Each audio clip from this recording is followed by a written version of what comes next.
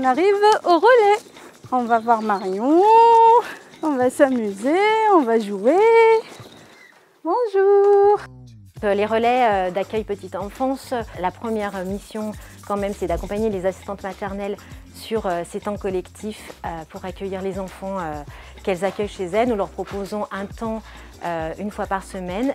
Si elles le souhaitent, elles s'inscrivent et du coup peuvent venir avec les enfants qu'elles ont à la maison.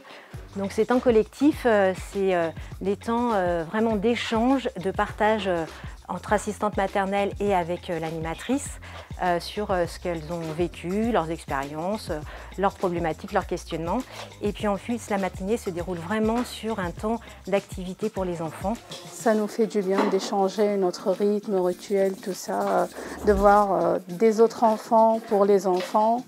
À notre lieu, c'est un moyen de découverte, de socialisation pour eux et aussi pour moi aussi, pour voir des collègues, pour changer nos idées.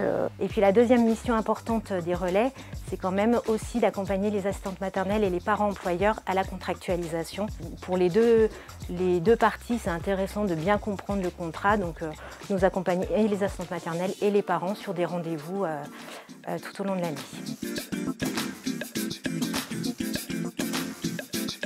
Nous essayons de rassurer vraiment les assistantes maternelles sur la mise en place de toutes les mesures sanitaires que l'on met effectivement sur le relais, c'est-à-dire que tous les adultes présents doivent effectivement avoir leur masque.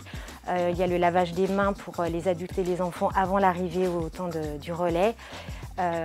Après, nous essayons de faire des temps collectifs qui soient au plus près de ce que l'on faisait avant, c'est-à-dire qu'on est toujours dans l'échange, dans les activités, on fait au mieux.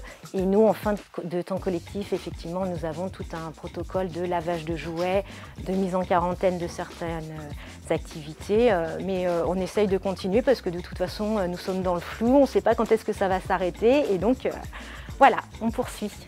Le masque, je le porte à l'accueil de l'enfant quand je serai déjà en contact avec les parents, que ce soit sur l'accueil ou quand c'est l'heure de départ. Après, je le porte avec les enfants quand je vais m'approcher trop des enfants, que ce soit pour les faire à manger ou pour faire un soin, changer la couche, tout ça. Sinon, je l'enlève pendant la journée si les enfants ils jouent tranquillement. Pendant qu'on joue, je m'éloigne juste un peu, au moins, comme on dit, 1 mètre pour faire des comptines ou pour jouer avec eux. Voilà, pour que les enfants déjà regardent mon visage. Sur les comptines, on regarde comment je fais les sons. C'est comme ça. Par contre, effectivement, quand elles sont chez elles, c'est important qu'elles puissent avoir un lien, que l'enfant puisse voir toutes les émotions qui passent, qu'il voit aussi le sourire qu'on ne voit plus du tout, et qu'elle puisse voilà, donner un petit semblant de normalité dans cette crise un peu particulière.